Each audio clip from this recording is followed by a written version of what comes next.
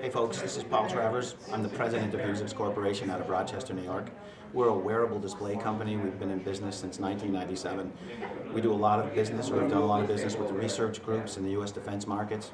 And out of that, we've been developing wearable display technologies that are pointed right at the coming mobility space. What's a wearable piece of technology from a Vuzix perspective with a display? It's one of these guys.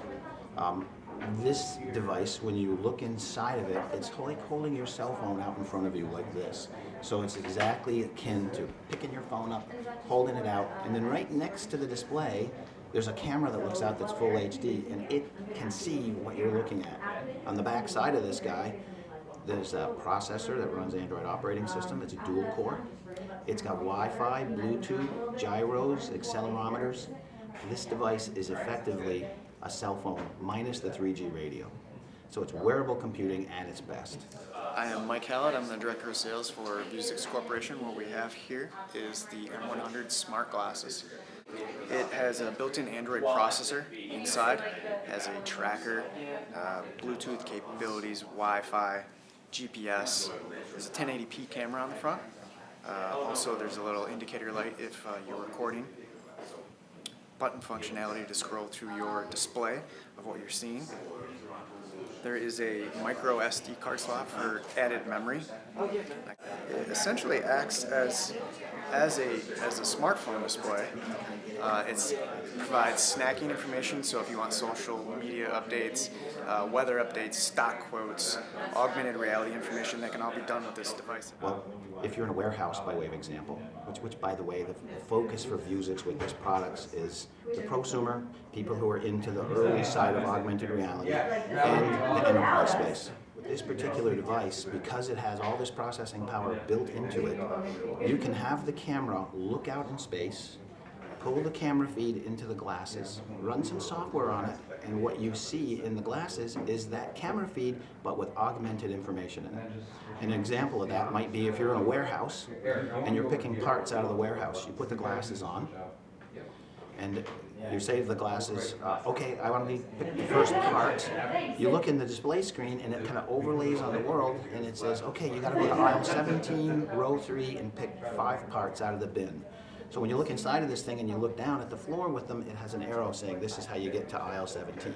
When you get down that row, it's navigating you there the whole way. You pick up the part that you need to pick, and the barcode gets scanned and automatically debits it from the warehouse. That's one really cool example. Another one might be in the gate agent kind of an application where you got to check somebody's passport against their ticket to make sure they're accurate across each other. You just hold these things up in front of the device, it does the scan, checks, and can even come back and give you a red light saying, wait a minute, this is somebody who we should hold and put to the side if it might be a bad guy, as it were. So it's wearable technology designed for the enterprise space. Where it's going, and this is cool, it's monocular, it's really great for information snacking, like the kinds of things I just described. But it really gets exciting when you can put these glasses on and you can augment the entire space in front of you.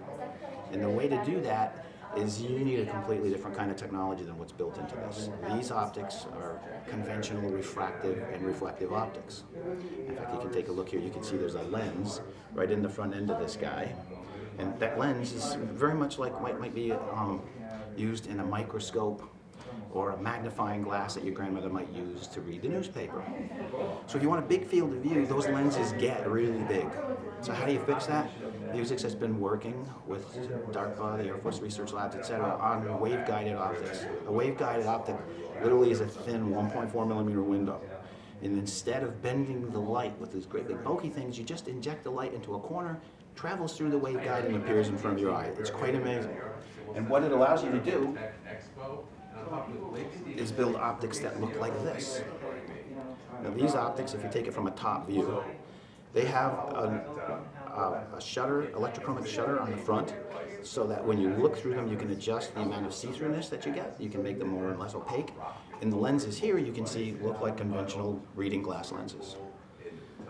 So the engines are in the temples, they project the light in. When you look through these guys, you see a big field of view image out in front of you. So you slide them on. They look like conventional glasses, although the industrial design maybe could use some improvement because we just put these together based on the size of everything that's required. With the camera in the middle, it looks out at the real world. You can call a keyboard up in front of you. It shows here. Press the keys in 3D out in front of you. Slide it out of the way. What was that movie with the precogs? Minority Report. Just like that.